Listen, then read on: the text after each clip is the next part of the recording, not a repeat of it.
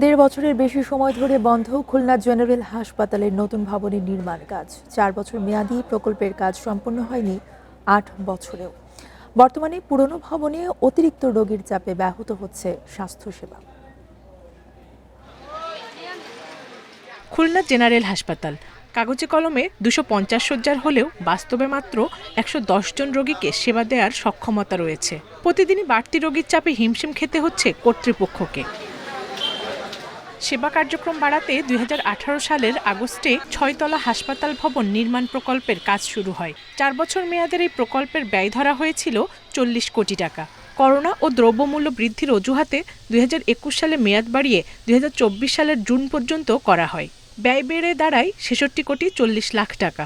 তবে এর মধ্যে সম্পন্ন হয়েছে 77% কাজ, আর গেল 1.5 বছর ধরে নির্মাণ কাজ পুরোপুরি বন্ধ। অর্থ বরাদ্দ দিয়ে দ্রুতভাবে যেন এই হাসপাতালটা নির্মাণ কাজ শেষ করে এই অঞ্চলের গরিব অসহায় মানুষের সেবা যেন অব্যাহত রাখা যায়, এটাই আমাদের দাবি। এখন পুরনো ভবনে রোগীর চাপ বাড়তে থাকায় ব্যাহত হচ্ছে চিকিৎসা সেবা। 250 বেড কাগজ কলমে থাকলে আমাদের 110 জন রোগী বেশি আমার এখানে রাখার এখন ক্যাপাসিটি নেই। সেক্ষেত্রে অনেক দিন অনেক রোগীকে আমাকে ফেরত দিতে হচ্ছে। আউটডোরে প্রায় 1400 থেকে 1500 রোগী আসে, ইমার্জেন্সি প্রায় 1 থেকে 150 রোগী আসে। তত্ত্বাবধায়ক হিসেবে জয়েন করার পর থেকে আমি এটা খুব ফিল করছি এই বিল্ডিংটা খুব অতি দ্রুত হওয়া উচিত। অসম্পূর্ণ কাজ শেষ করতে নতুন করে একটি প্রকল্প নেওয়া হয়েছে।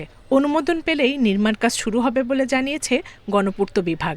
বাংলাদেশ সরকার অসম্পূর্ণ কাজগুলো নিয়ে একটা প্রকল্প গ্রহণ করেছে। প্রকল্পটি অনুমোদন হলে নতুন করে দরপত্র আহ্বান করে এই 6তলার অসম্পূর্ণ অংশ এবং এর ঊর্ধ্বতন সম্প্রসারণ 7 এবং 8 তলা সহ যাবতীয় কাজ সম্পাদন করা হবে।